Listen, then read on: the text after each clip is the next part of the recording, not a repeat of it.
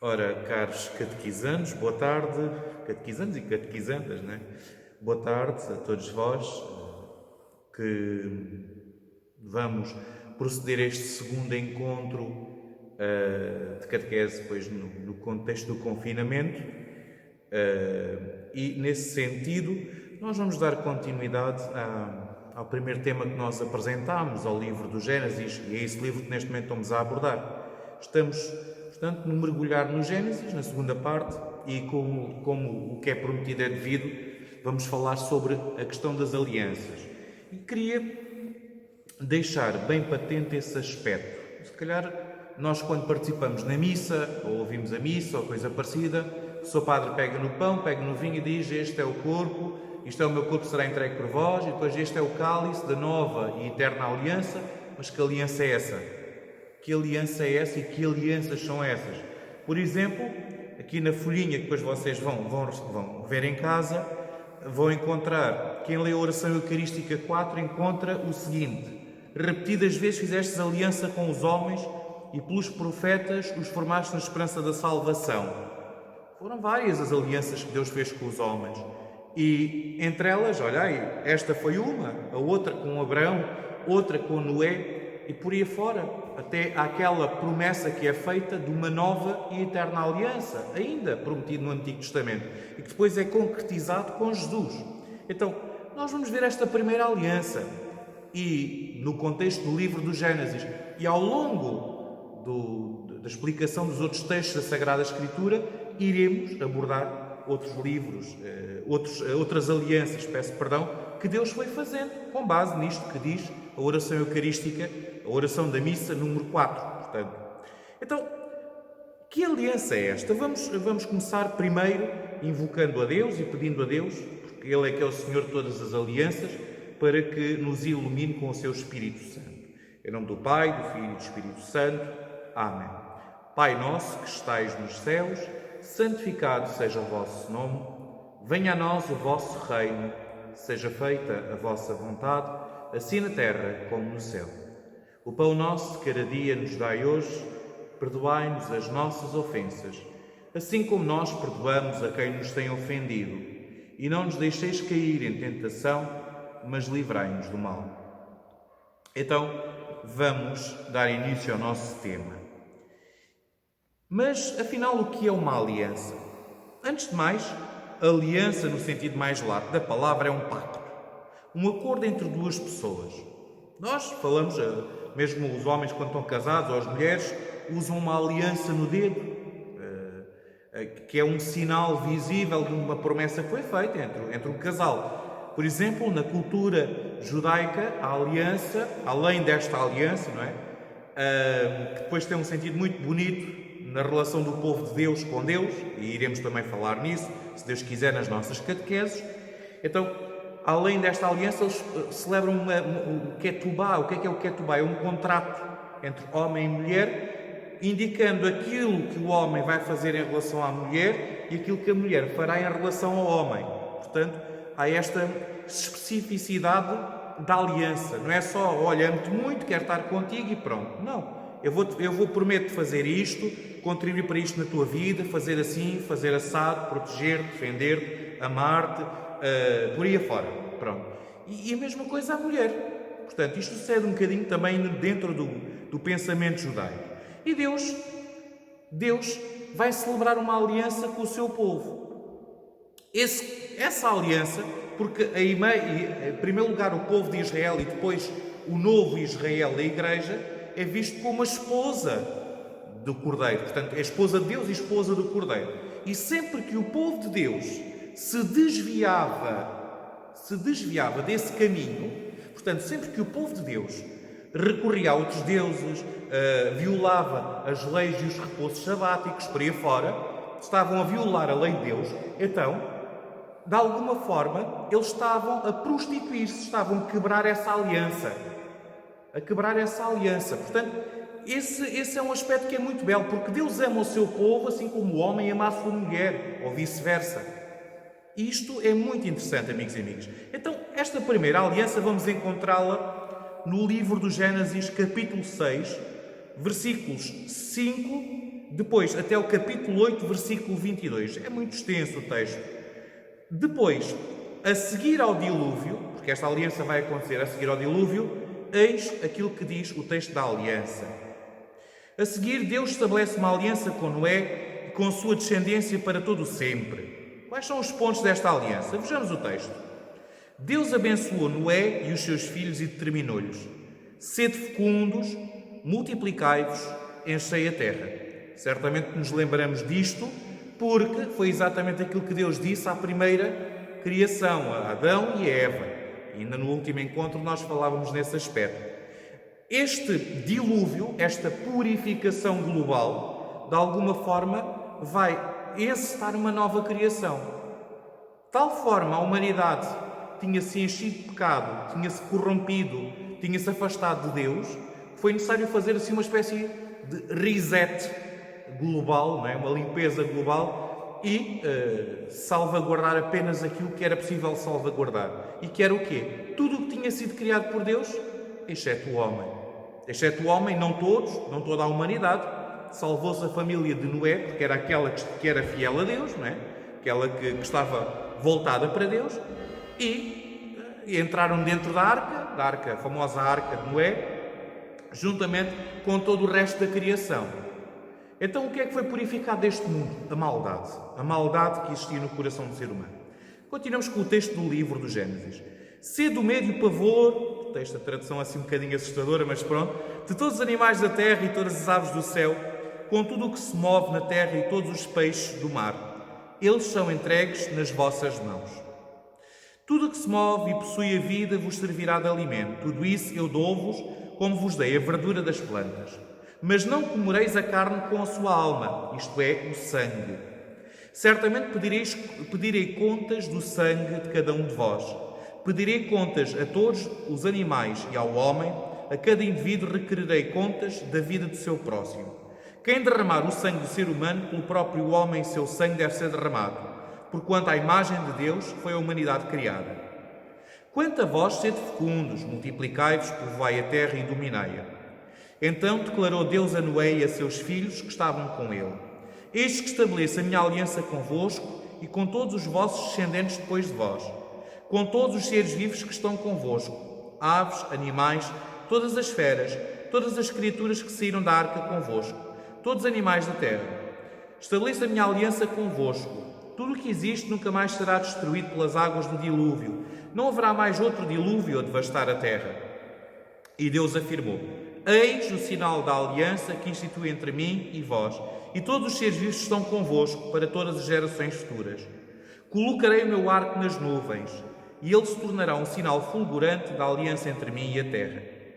Quando eu reunir as nuvens sobre a terra, e o arco surgir por entre as nuvens, eu lembrar-me-ei da aliança que há entre mim e vós, e todos os seres vivos de toda a carne, e as águas nunca mais se tornarão um dilúvio para destruir toda a forma de vida. Quando o arco estiver na nuvem, eu o verei, e lembrar-me-ei da aliança eterna que há entre Deus e os seres vivos, de todas as espécies que vivem sobre a face da terra. E concluindo, asseverou Deus a Noé: este é o sinal da aliança que estabeleço entre mim e toda a forma de vida que existe sobre a face da terra. Então, queridos amigos e amigas, o texto, como eu disse, é um bocadinho extenso. Podemos ler lá em casa o relato, nas vossas casas podeis ler o relato do dilúvio que leva até este acontecimento, não é? E depois, se quiserem até fazer comentários, façam. Eu procurarei arranjar maneira de conseguir vos responder. Mas o que sucede aqui é que nós temos, além da aliança, portanto, temos a aliança, temos aquilo que é a estrutura da aliança, o que é que o homem tem que obedecer para ser fiel a essa aliança, e depois temos o sinal da aliança. Estes aspectos são fundamentais. Já com Abraão, por exemplo, iremos ver mais lá para a frente, com Abraão qual é o sinal da aliança e do povo descendente de Abraão? A circuncisão.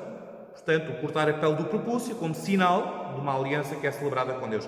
Cada aliança tem sempre o seu sinal. Cada aliança terá sempre o seu sinal. Depois veremos com Jesus qual é o sinal da nova e eterna aliança. Lá falaremos nele também. Mas, voltando à primeira aliança. Então, vamos ver. Esta aliança ainda é proposta pelos nossos irmãos judeus a toda a humanidade.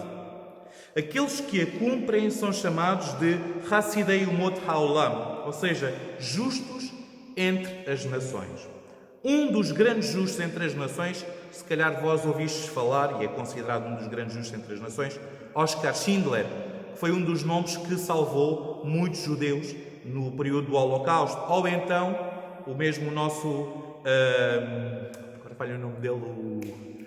Acho que conheceis o português, um português também que durante o regime de Salazar fez questão de salvar muitos judeus.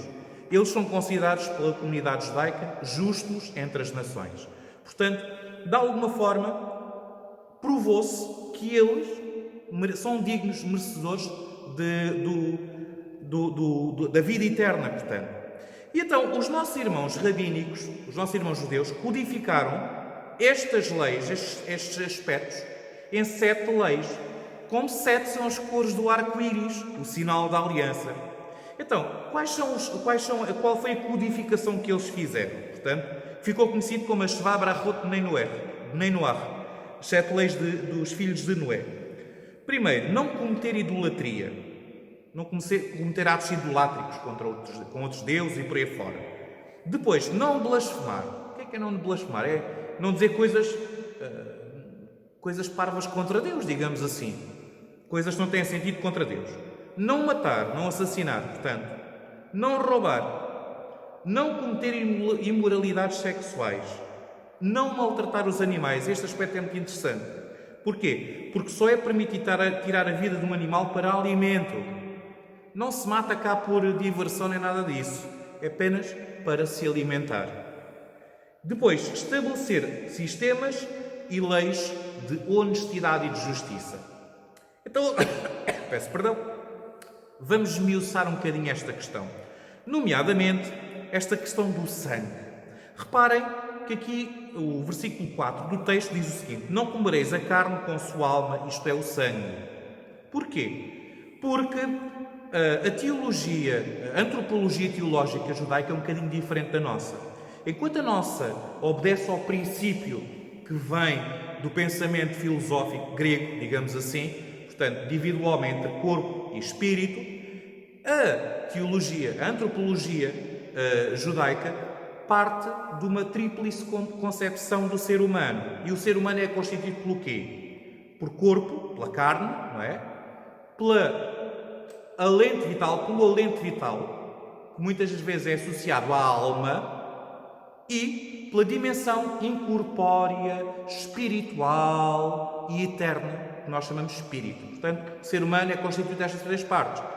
Vou-vos recordar apenas dois textos onde isso se vê melhor. Em Lucas, quando vemos o cântico de Nossa Senhora, portanto, o Magnificat, o que é que ela diz? A minha alma glorifica o Senhor e o meu espírito se alegra em Deus, meu Salvador. Portanto, depois, lá mais para a frente, São Paulo vai dizer para que todo o vosso ser, espírito, alma e corpo se conserve irrepreensível para a vinda de Nosso Senhor Jesus Cristo. Ou seja, todo o vosso ser, tudo aquilo que é essa tríplice dimensão do ser humano. Então, regressando aqui à questão do sangue. No sangue contém a vida. Porquê? Porque o sangue, de facto, transporta o oxigênio. Transporta esse alento vital que nos faz viver. Diz o Salmo, se lhe tirais o alento, eles voltam ao pó da terra de onde vieram. Portanto, esse alento é aquilo que é considerado essa alma, digamos assim. Não pensemos alma neste sentido de espírito, não é a mesma coisa que espírito. Vamos recuar então a esse conceito judaico. E por isso, o sangue, que transporta o alento vital, transporta a alma, deve ser tratado com todo o cuidado, não é? Ainda hoje, infelizmente, volta e meia ouvimos falar lá na Terra Santa, que às vezes de santo tem pouco, não é? De atentados que existem entre radicais, entre grupos radicais, e é costume ver algumas associações dentro do judaísmo irem com as ambulâncias enquanto estão a recolher os corpos. Se há sangue do chão, haver alguém que esteja a limpar o sangue. Porquê? Exatamente por esse respeito profundo que existe pelo sangue. O derramar o sangue. O sangue da pessoa tem esse alento vital. Então, por isso ele é tão importante. E por isso Deus dizia: pedirei contas do sangue de cada um de vós. E não só aos animais, como aos homens. Portanto, isto para dizer o quê, amigos e amigas? Que nós temos que aprender a respeitar a vida num todo, seja ela a do animal, seja ela a do ser humano, e do ser humano animal também, não é? Portanto, esse é um dos pontos que nós temos de ter em consideração. Agora, vamos recuar, vamos entrar num texto que também tem que ver com isto. E vamos ver em que circunstâncias é que este texto é aplicado. Então, vamos agora até aos Atos dos Apóstolos. Portanto, capítulo 15, versículos 23 a 29. E nos Atos dos Apóstolos levanta-se uma discussão. Eu vou abrir aqui a Bíblia e vamos ler aqui um bocadinho desse texto. Ora, Atos dos Apóstolos 15, se calhar começaríamos com aquilo que tinha sucedido. Portanto, tudo que dá origem a este primeiro concílio em Jerusalém. E quem é que se vai encontrar neste concílio? Tiago, com o grupo de anciãos que o assistem, e Pedro, com os apóstolos e mais alguns anciãos. Além deles, viram Paulo, não é? Porquê? Porque Paulo já convertido, vai apresentar, portanto, uma nova forma de encarar a doutrina de sempre. E essa nova forma de encarar a doutrina de sempre vai ser mostrada a quem? Àqueles que vinham do paganismo. Portanto, vamos ler então o texto. Alguns que tinham descido da Judeia ensinavam aos irmãos: se não vos circuncidardes de harmonia com o uso herdado de Moisés, não podereis ser salvos. Ora, só por aqui já é um erro.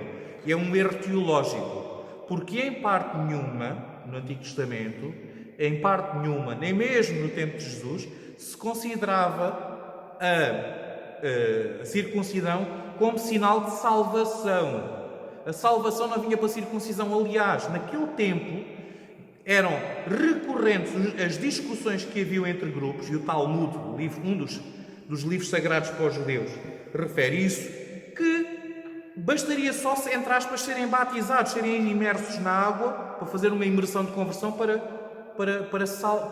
salvar, e não precisavam de circuncisão, aqueles que vinham, claro, do paganismo. E outros diziam que não, que a circuncisão era fundamental para isso.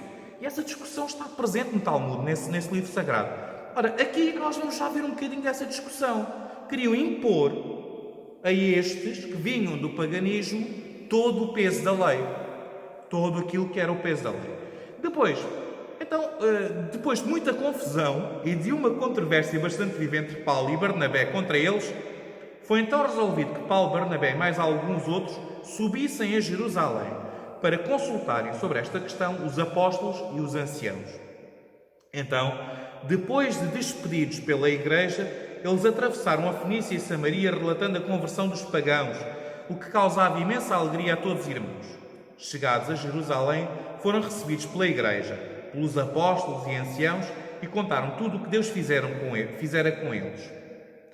Levantaram-se alguns do partido dos fariseus, que tinham abraçado a fé para dizer que era preciso circuncidar os pagãos e impor-lhes a observância da lei de Moisés. Cuidado, amigos e amigas, em relação à interpretação que fazemos aqui da lei de Moisés. Lembrem-se, para quem não sabe, ou então para quem não sabe, que neste momento, nesta altura, portanto, dentro do grupo de fariseus ou fariseus que acreditaram em Jesus e que seguiram Jesus, é claro que se eles vissem alguma coisa na doutrina de Jesus que fosse contra o judaísmo tradicional, eles nunca teriam seguido Jesus. É claro. Agora, contra o que é que Jesus estava, perdoem-me a redundância, contra? Jesus estava contra aqueles elementos que tinham sido acrescentados à autêntica lei de Moisés. Porque eles dizem que existem dois tipos de lei. A lei que foi escrita, que foi dada por Moisés no Sinai, e depois existe uma lei oral, que nada mais é do que uma interpretação da lei escrita, que às vezes contradiz a própria lei escrita, e que faz de Deus o quê? Mentiroso. Então Jesus opôs-se a isso. Opôs-se completamente a isso. E por isso, como houve fariseus que compreenderam isso da parte de Jesus, uniram-se àquilo que era a fé apresentada por Jesus e à forma como Jesus apresentava a fé. Só que havia uns outros que apesar de terem se unido a Jesus, consideravam que era preciso continuar tudo igual, tudo da mesma forma como estava antes de Jesus. E daí esta discussão que houve. Quem é que vai, portanto, os apóstolos e os anciãos, diz o texto, os apóstolos e os anciãos reuniram-se para examinarem a questão. Cá está o primeiro concílio. Terá ocorrido por volta do ano 45 da nossa era. Depois de longa discussão, eu não quero imaginar qual terá sido, Pedro ergueu-se e disse-lhes: Irmãos, sabeis que Deus me escolheu desde os primeiros dias para que os pagãos ouvissem da minha boca a palavra da boa nova e abraçassem a fé. E Deus, que conhece os corações, testemunhou a favor deles, concedendo-lhes o Espírito Santo como a nós.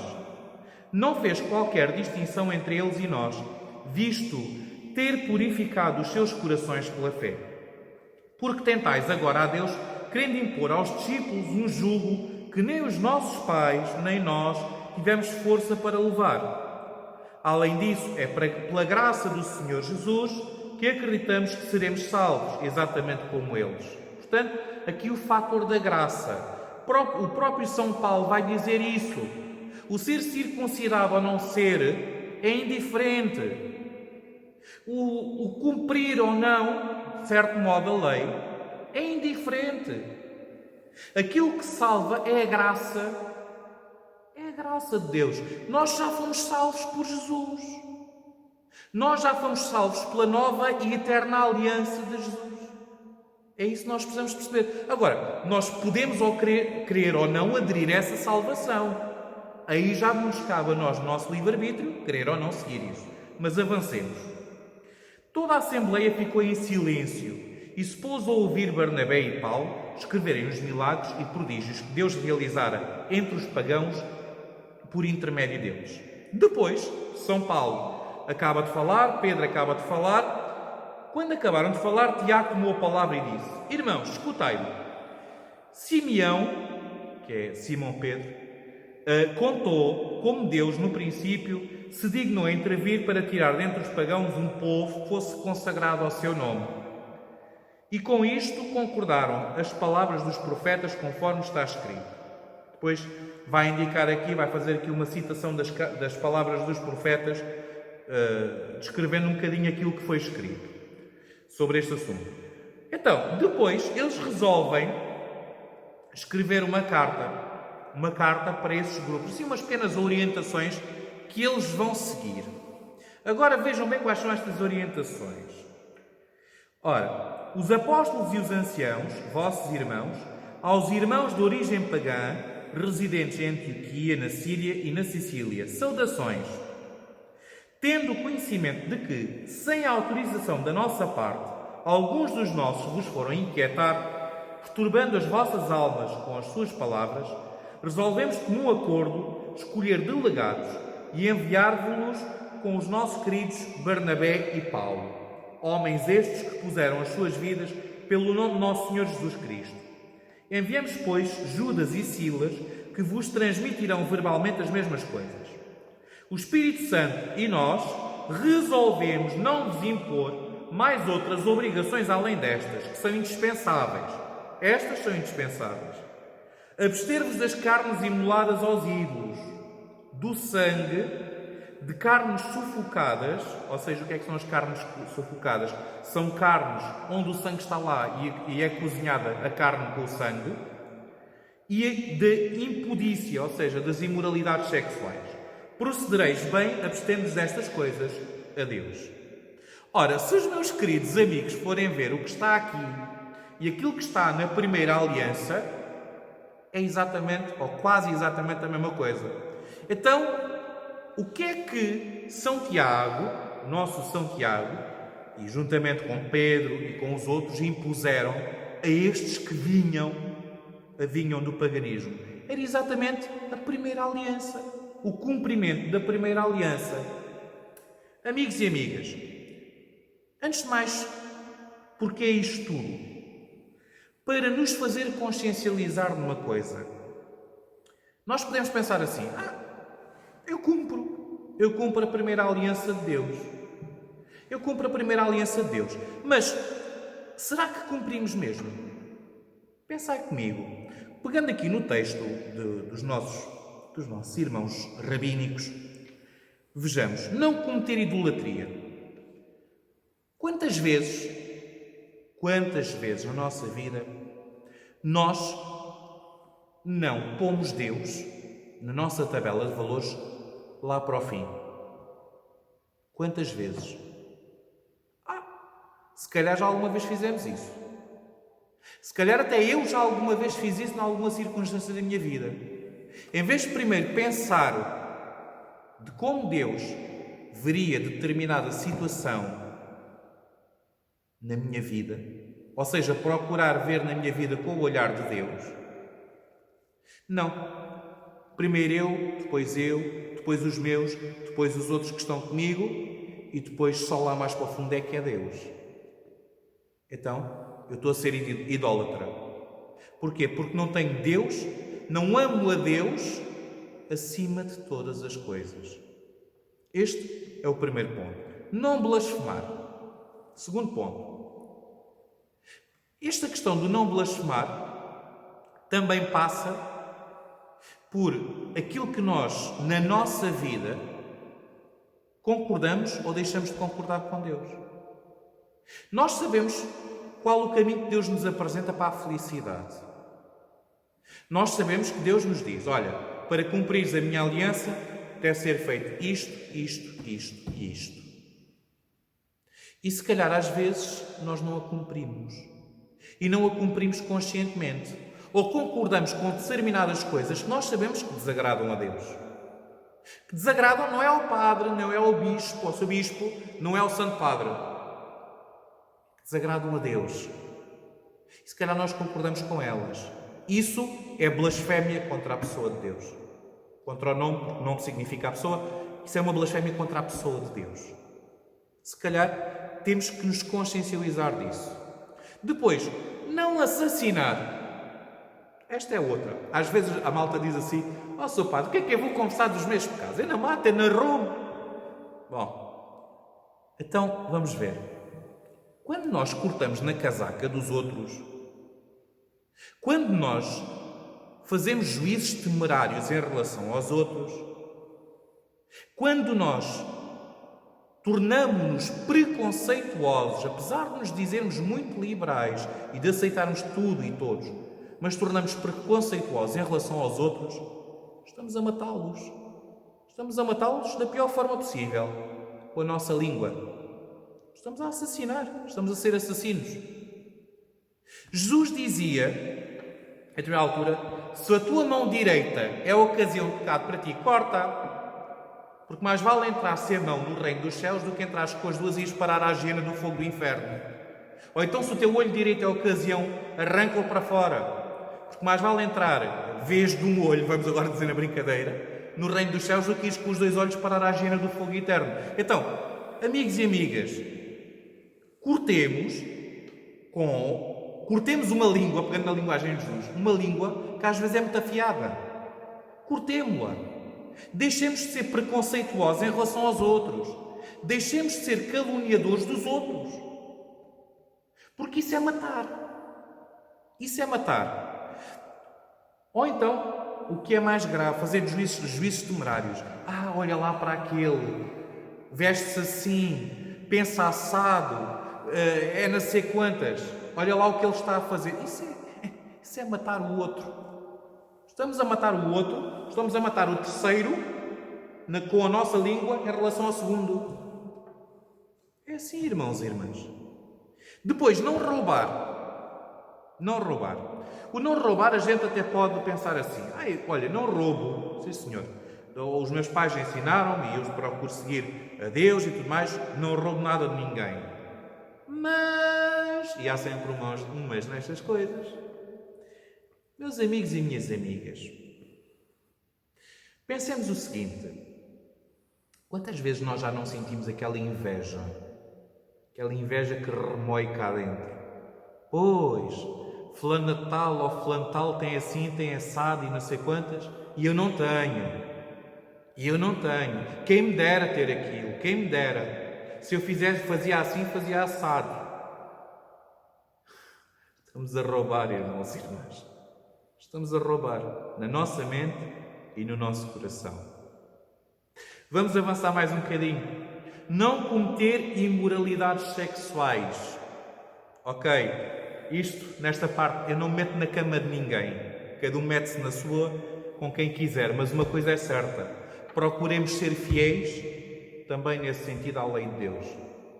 Procuremos ver aquilo que é agradável a Deus e aquilo que não é. E procuremos seguir na medida dos possíveis.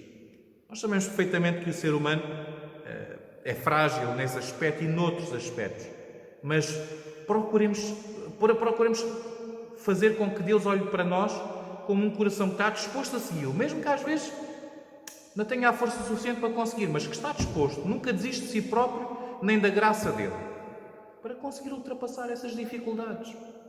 Depois, não maltratar os animais, ou seja, tirar a vida a um animal só para se alimentar. Amigos e amigas, não é só a gente pensar assim, olha, eu até sou pessoa que não vai à caça e não vou à pesca, ou isto ou aquilo. Sim, porque também a questão de maltratar os animais não é só os animaizinhos no campo, os peixinhos também, não é? Mas, se nós olharmos, pensemos uma coisa, a gente vive neste mundo. A gente, por enquanto, havia uma publicidade que havia de uma determinada cor partidária que tinha algum sentido de verdade. Nós não temos um planeta B para viver. Até agora não o temos. Temos de tratar daquilo que nós temos. Alguns de vós devem-se recordar de um filme que eu, por sinal, achei delicioso. Recomendo agora, neste tempo em que estão em casa, a irem até à internet e procurar. O filme chama-se Os Deuses Devem Estar Loucos. Que se passa como lá com uma situação de uma garrafa de Coca-Cola, por aí fora, no meio de uma tribo Swahili. E acontece uma série de coisas. E há uma determinada altura em que eles vão matar um animalzinho para comer. Lá o chefe da tribo chega ao pé do animal e explica ao animal porque é que o tem que matar, pede-lhe desculpas, tem que alimentar os filhos, tem que alimentar a tribo, não sei o que, não sei o que mais. Cá está o respeito pela vida dos animais. O respeito pela vida dos animais, queridos irmãos e irmãs. É importante porque nós vivemos neste mundo e lembre-se daquilo que eu dizia na semana passada. O Senhor concedeu-nos este mundo para sermos os gerentes da casa dele. Não para agirmos despoticamente sobre a mesma casa. Portanto, e de que forma é que a gente pode estar a maltratar os animais? Olha, uma forma tão simples quanto isto. Isso serve para os meninos e para as meninas em casa que desperdiçam comida e que deitam fora. Lembra-se que a carne que comem, o peixe que comem, vem de animais cuja vida foi sacrificada para que vocês os pudessem comer. Desrespeitar a vida de um animal é também desperdiçar a carne, aquilo que foi o habitáculo dele. Portanto, uma forma de respeitar é comer a carninha todinha que tem lá em casa e comer o peixinho todo, não deixarem assim para deitar fora para o caixote de lixo. Essa é uma forma de respeitar a vida dos animais. A outra, claro, é também falar dos animais racionais. É a gente pensar que a vida dos animais racionais, ou seja, os seres humanos, também é importante. Também é importante. E que se calhar a gente tem que pensar que a gente não nos servirá de nada proteger muito a vida dos animaizinhos se a vida do ser humano for completamente descurada, seja no seu princípio, seja no seu fim. Não mais avanço sobre esse tema, prometi que nunca mais não falaria mais nesse tema, pronto, e por isso não vou falar. Avançando, estabelecer sistemas e leis de honestidade e de justiça. Isto quer dizer o quê, amigos e amigas? Termos algum meio, neste caso são sistemas de justiça, que procuram ser efetivamente justos. Ou seja, que procuram, no âmbito da sociedade, separar o mal do bem e punir o mal e premiar o bem. É assim que as sociedades funcionam e é assim que tem que funcionar. Mas, também nós sermos justos e sermos honestos. Sermos justos e sermos honestos. Portanto, não nos esqueçamos disso. Posto isto, 3 perguntas que são deixadas no final da folhinha. Já sabem que é o famoso trabalho de casa. Já agora, ninguém me disse nada, nem ninguém me levantou questões sobre o trabalho os trabalhos de casa, nem ninguém me disse nada sobre o trabalho de casa anterior. Portanto, eu presumo que o tenham feito e presumo também, de alguma forma, que tenham ao menos lido e refletido um bocadinho sobre estas questões. Então, o trabalho de casa da folhinha para hoje. Primeira pergunta. Serei eu capaz de fazer uma aliança com Deus? Se sim, qual? O que é que eu me vou comprometer a fazer com Deus? Que aliança serei eu capaz de fazer com Deus? Com base nisto que nós temos estado a falar, e visto que esta é a primeira aliança sobre a qual refletimos. Depois, nesse aspecto, se sim, qual? Qual aliança? Alguns de nós já são batizados, Não será o batismo também uma aliança com Deus? Fazer parte do seu povo? Não será essa a circuncisão de coração que Deus tantas vezes pede através dos antigos profetas? E não a aliança, e não a circuncisão na carne? Então, essa aliança é para ser cumprida também. Se nós a consideramos uma aliança, é para ser cumprida também. Depois, cumpro eu ao menos as 7 leis de Noé. Palavras certas. Será que eu cumpro as leis de Noé ao menos? Aquelas que nós falámos aqui? E procuro ser fiel a elas? Nestes pontos que nós falámos acerca delas? Então, esse é outro ponto. Terceiro e última pergunta. Que me proponho, daqui em diante, a fazer como aliança para com Deus? O que é que eu vou propor à minha vida, a partir de hoje, daqui e de agora? Não pensem em fazer grandes coisas, está bem? Com grandes coisas, vou mudar o mundo. Não. Comecem por mudar o vosso coração. O pequeno mundo, que é o nosso próprio mundo, o nosso próprio coração. Começar por pôr-nos a mudar isso na nossa vida. E para isso serve de ajuda os tais 7 pontos que eu vos falei ainda há pouco.